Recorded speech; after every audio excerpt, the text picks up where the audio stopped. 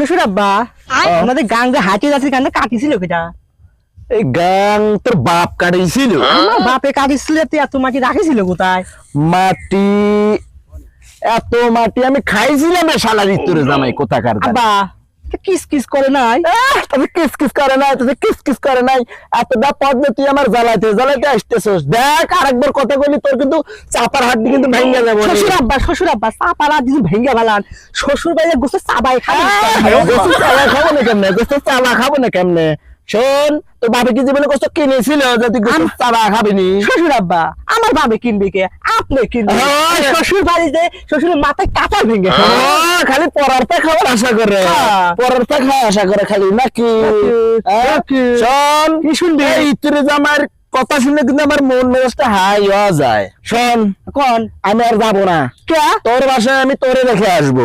কে চল যা এখানে